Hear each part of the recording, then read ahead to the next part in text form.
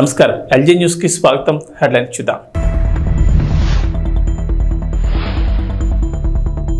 చంద్రబాబు విజ్ఞప్తికి కేంద్రం అంగీకారం. ఏపీకి సీనియర్ ఐఏఎస్ అధికారి కేటాయింపు. తెలంగాణలో హరితహారం పేరు మార్పు. ఇక నుంచి వన మహోత్సవం పేరుతో రేవంత్ సర్కార్ కీలక నిర్ణయం.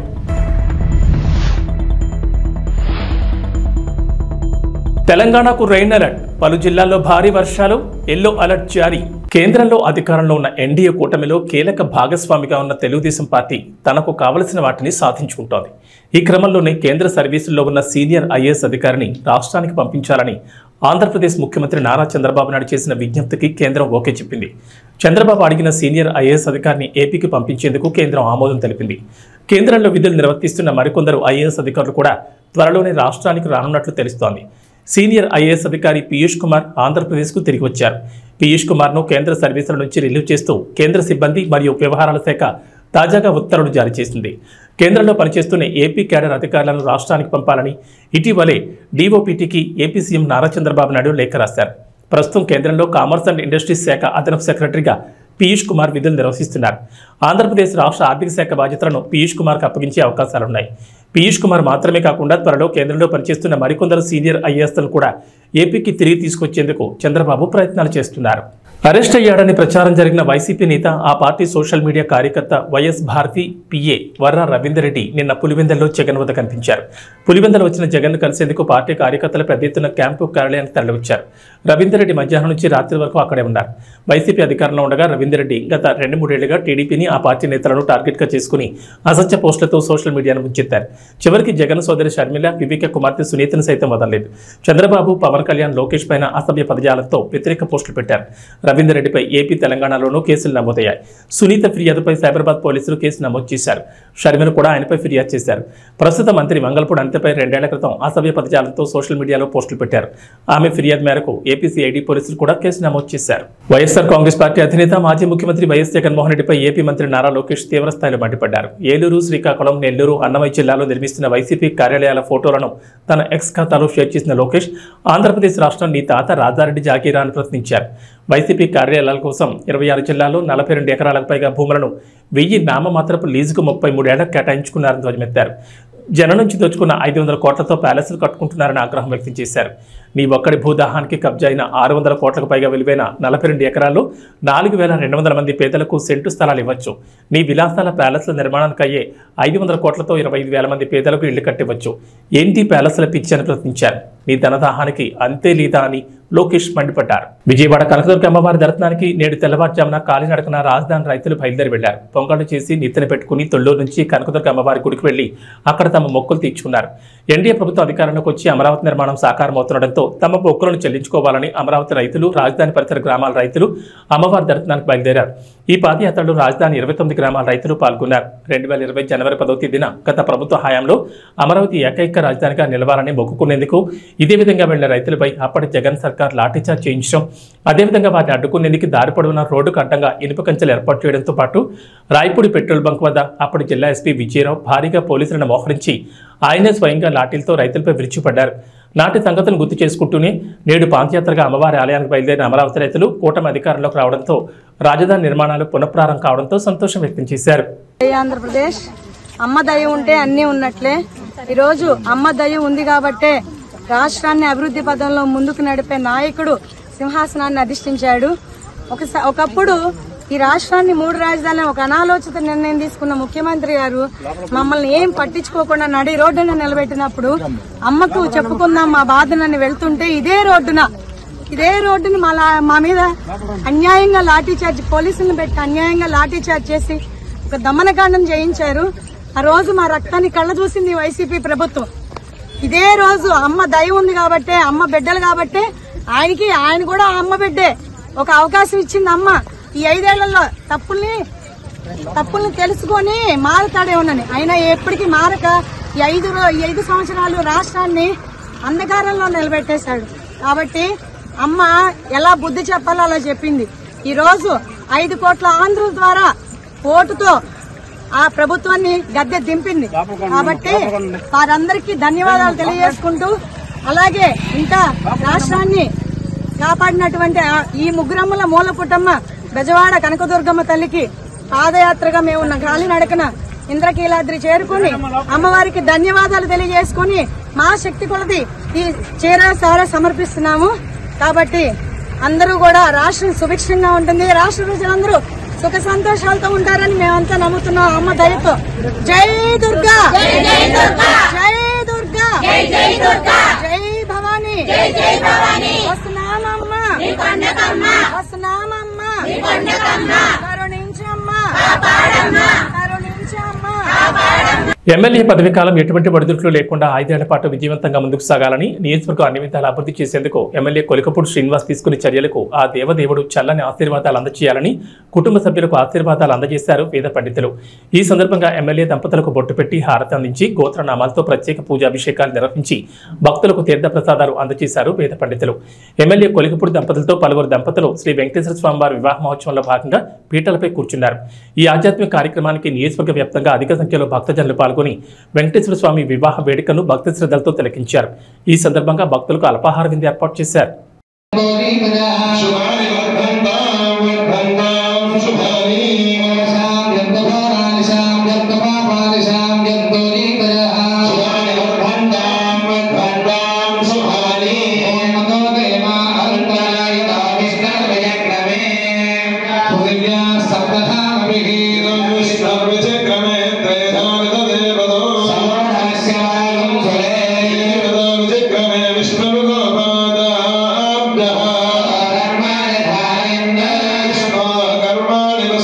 సీఎం రేవంత్ రెడ్డికి మాజీ మంత్రి సిద్దిపేట బీఆర్ఎస్ ఎమ్మెల్యే హరీష్ రావు మరో బహిరంగ లేఖ రాశారు. పార్లమెంట్ ఎన్నికలకు ముందు నుంచి డిమాండ్ చేస్తున్న రైతు రుణమాఫీ హామీ ఓ కొలిక్కి రావడంతో ఇప్పుడు మరో డిమాండ్తో హరీష్ రావు లేఖ రాశారు. ఈసారి గ్రూప్ సభ్యులు నిరుద్యోగుల డిమాండ్లపై రేవంత్ రెడ్డికి లేఖ రాశారు.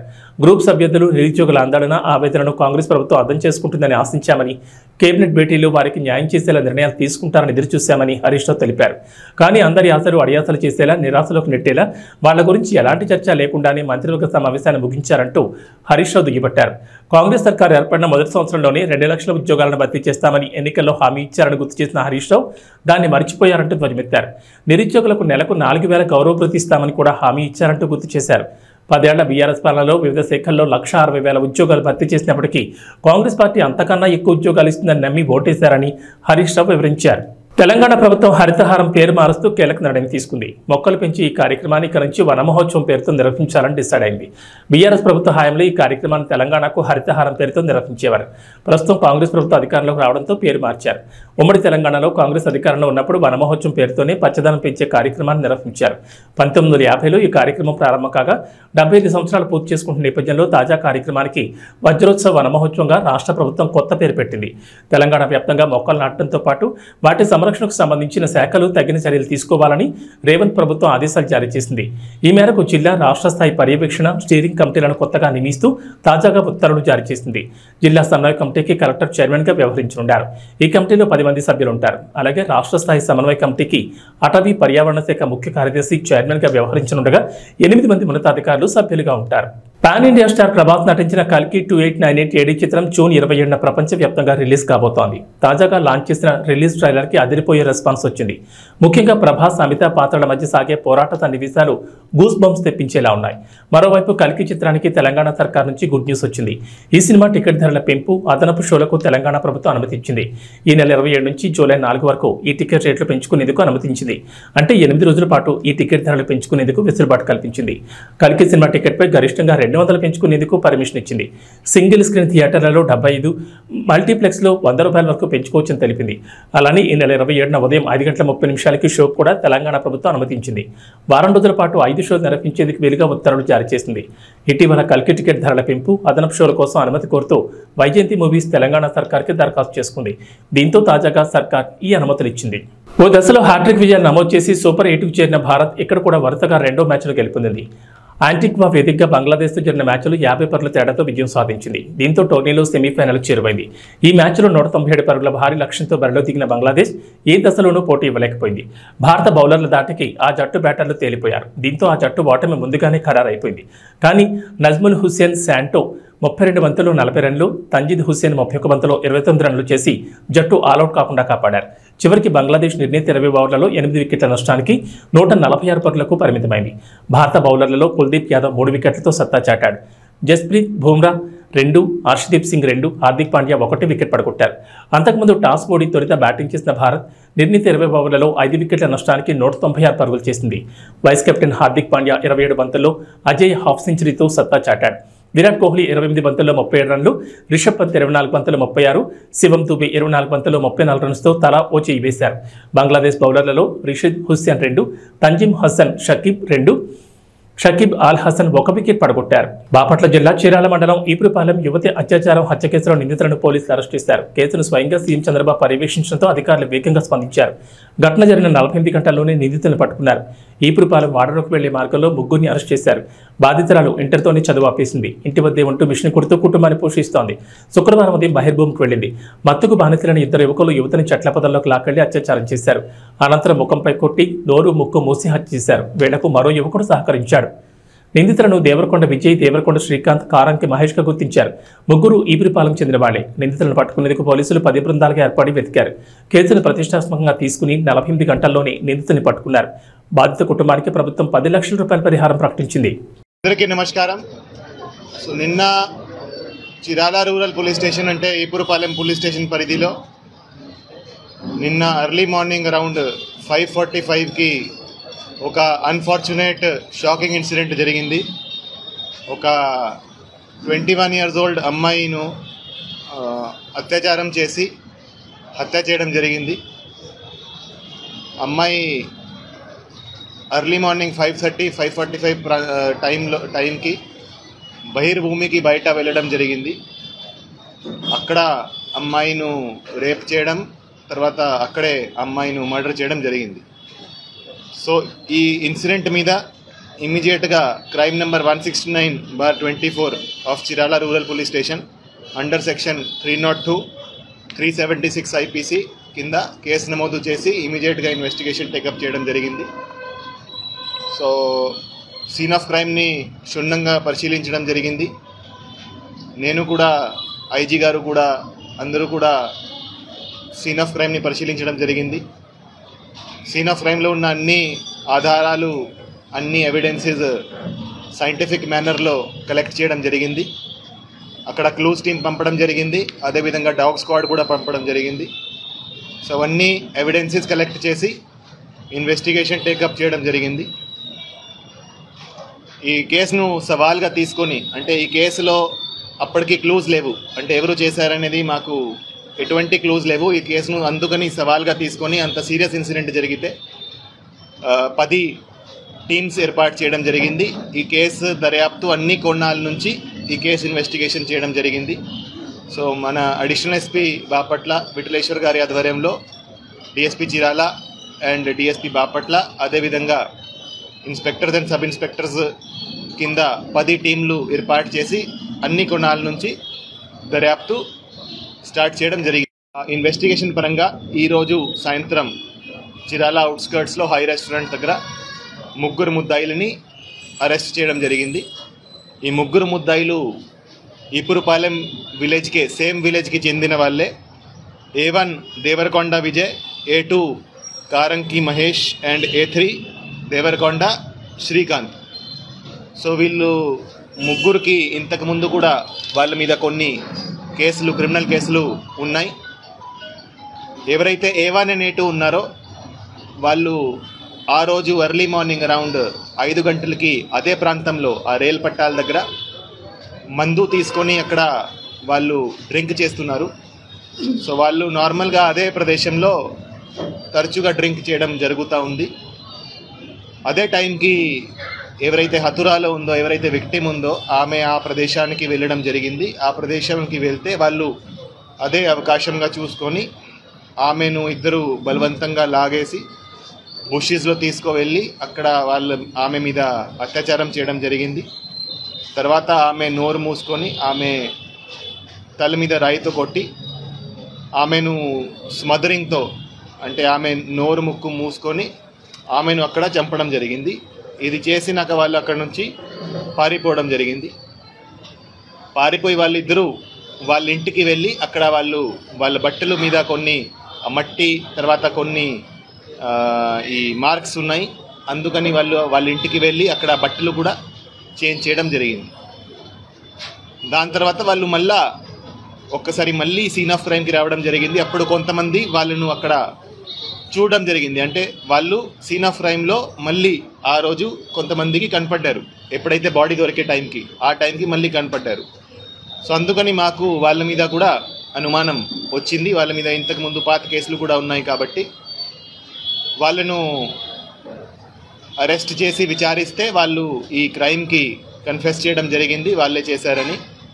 సో ఎవరైతే A1 and A2 ఉన్నారో వాళ్ళు ఇద్దరు కలిసి ఆమెను బలవంతంగా అత్యాచారం చేయడం జరిగింది. ప్రకాశం జిల్లా టంగుటూరులో కొండేపి నియోజకవర్గంలో అత్యధిక మెజార్టీతో గెలిచిన మంత్రి స్వామికి కొండేపిలో టీడీపీ విజయాన్ని కృషి చేసిన రాష్ట్ర కార్యనిర్వాహక కార్యదర్శి దామచర్ల సత్యాకు ఘన సన్మాన కార్యక్రమం చేపట్టారు టంగుటూరు మండలం టీడీపీ నాయకులు.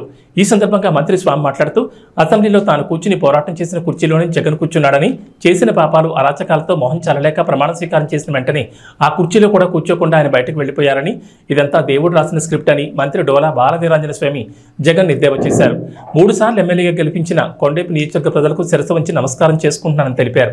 అనంతరం మండల నాయకులు మంత్రికి శాలువాలు పూలమాలతో సత్కరించారు. ఈ కార్యక్రమంలో కామాని విజయ్ కుమార్, బెజవాడ వెంకటేశ్వర్లు, బెల్లం జయంతిబాబు, మక్కరి వెంకట్రావు తదితరులు పాల్గొన్నారు. అద్భుతమైన విజయం ఇచ్చినందుకు మీ అందరికీ నేను అభినందనలు, ధన్యవాదాలు తెలియజేస్తాను. ఈరోజు ప్రమాణ స్వీకారం చేశారు. సభలో స్పీకర్ని ఎదురుతుంటే మొహం చూపించడానికి వెళ్ళిపోయింది ప్రతిపక్షం. నిన్న కూడా మీరు పేపర్లో చూస్తుంటారు. కరెక్ట్గా 10 నిమిషాల ముందు ఆయన పేరు వస్తుంది, రంగం లోపలికి వచ్చాడు. ప్రమాణ స్వీకారం చేశాక ఆయన కుర్చీలో కూడా కూర్చోాలా. ఆయన సాంబశివరావు అన్నాడు, నువ్వు పోరాటం చేసి నువ్వు కూర్చున్న సీట్లోకి జగన్ కూర్చోబెట్టాడు. అంటే అంతకుముందు నేను కూర్చున్న సీట్ ప్రతిపక్షంలో, జగన్ వచ్చి ఆ సీట్లో కూర్చున్నాడు. ప్రమాణం చేసి కుర్చీలో కూర్చోవాలి సభ్యుడిగా నేరుగా బయటికి వెళ్ళిపోయాడు. అంటే తప్పులు చేశాడు, మొహం జల్లల. దాన్ని ఒక్కటి చంద్రబాబు చెప్తున్నారు, మనకు వచ్చిన విజయంతో పొంగిపోకుండా నిగ్రహించి అభివృద్ధిని సంక్షేమాన్ని అందరికీ అందించాలి. గతంలో ఎన్నడూ లేని మెజార్టీలు మనకు వచ్చాయి. అంటే సాంప్రదాయంగా మనకు వేసేదానికన్నా ఎక్కువ మంది ఓట్లేశారు. పైకి కనపడకుండా కూడా ఓట్లేశారు. అందరినీ కలుపుకోవాల్సిన బాధ్యత మన మీద ఉందని చెప్పి చెప్పడం జరిగింది. వచ్చినటువంటి అధికారాన్ని నిలుపుకోవడమే మనం ఉన్నటువంటి పెద్ద బాధ్యత. కష్టాల్లో ఉన్నటువంటి ఆంధ్రప్రదేశ్ అభివృద్ధి చేయాలి, అమరావతిని అభివృద్ధి చేయాలి, పోలవరం పూర్తి చేసినటువంటి బాధ్యత మన ముందున్న కర్తవ్యం కూడా వారు చెప్పడం జరిగింది. ఇప్పుడు మనం చూస్తే 5 ఏళ్లలో నా మీద 11 కేసులు, జనార్దన్ మీద 23 కేసులు, అదేవిధంగా చాలామంది మీద కేసులు ఉన్నాయి. ఈరోజు గొట్టిపాటి రవి క్వారీలు ఆపారు, పోతల రామారావు గారు క్వారీలు ఆపారు, మన సత్య క్వారీలు ఆపారు. ఇవన్నీ కూడా వేధింపుల్లో భాగమే. అదేవిధంగా చూసుకుంటే చాలామంది మీద మన కార్యకర్తల మీద కేసులు ఉన్నాయి. పోలీస్ స్టేషన్లో ప్రతి గ్రామం నుంచి కేసులు అనేది ఎవరూ లేరు. తప్పుడు కేసులు పెట్టారు, పొలాలు అక్రమంగా లాక్కున్నారు, గట్లు దున్నేశారు, బిల్డింగ్లు కూలగొట్టారు, పక్క పోర్షన్లోకి పోకుండా కంచెలేశారు. ఎన్నో కష్టాలు ఉన్నాయి. మీ అందరూ నన్ను గెలిపించినందువల్ల, ఎస్పీ కలెక్టర్ పలకడం వల్ల చాలా వరకు నేను మన కార్యకర్తను కాపాడుకోగలను. ఆ అదృష్టం మొన్న మీరు గెలిపించి 2వ సారి కలిగించినందువల్ల కార్యకర్తలకి చాలా వరకు నేను రక్షించుకోగలిగిన సందర్భంగా తెలియజేస్తాను. ఇక వాతావరణ విషయానికి వస్తే తెలంగాణకు హైదరాబాద్ వాతావరణ కేంద్రం అధికారులు రెయిన్ అలర్ట్ జారీ చేశారు. ఇప్పటికే నైరుతి రుతుపవనాల ప్రభావంతో రాష్ట్రంలో వర్షాలు కురుస్తున్నాయి. మరో 4 రోజుల పాటు రాష్ట్రంలో విస్తారంగా వర్షాలు కురిసే ఛాన్స్ ఉందని అధికారులు వెల్లడించారు. పలు జిల్లాల్లో భారీ వర్షాలు, మరికొన్ని జిల్లాల్లో ఓ మోస్తరు వర్షాలకు ఛాన్స్ ఉందన్నారు. గంటకు 30 నుంచి 40 కిలోమీటర్ల వేగంతో భారీగా ఈదురుగాలులతో పాటు ఉరుములు, మెరుపులతో కూడిన వర్షం కురిసే ఛాన్స్ ఉందన్నారు. ఈరోజు ఉమ్మడి నిజామాబాద్, జగిత్యాల, ఆదిలాబాద్, సంగారెడ్డి, మల్కాజ్గిరి, వికారాబాద్, కామారెడ్డి, మెదక్ జిల్లాలో భారీ వర్షాలు కురిసే ఛాన్స్ ఉందని చెప్పారు. ఈ మేరకు ఆయా జిల్లాలకు ఎల్లో అలర్ట్ జారీ చేశారు. హైదరాబాద్లో ఓ మోస్తరు నుంచి భారీ వర్షానికి అవకాశం ఉందన్నారు. ఆకాశం మేఘావృతమే ఉంటుందని, ఉదయం మేఘాలు కమ్మేసి సాయంత్రానికి వర్షం కురవచ్చని చెప్పారు. మేఘాల కారణంగా తీవ్ర ఉక్కవతం ఉంటుందని చెప్పారు. కొన్ని జిల్లాల్లో పగటి వేళ ఉష్ణోగ్రత 32 డిగ్రీల సెల్సియస్ ఉంటుందని వెల్లడించారు. పిడుగులు పడే అవకాశం ఉన్నదని, చెట్ల కింద ఉండకూడదని హెచ్చరించారు. భారీ వర్షాల నేపథ్యంలో అవసరమైతే బయటకు వెళ్లొద్దని సూచించారు. ఇదిలా ఉండగా గత 24 గంటల్లో తెలంగాణ వ్యాప్తంగా పలు జిల్లాల్లో ఓ మోస్తరు నుంచి భారీ వర్షాలు కురిశాయి. ఏబీ బులెటిన్ విశేషాలు. నమస్కారం.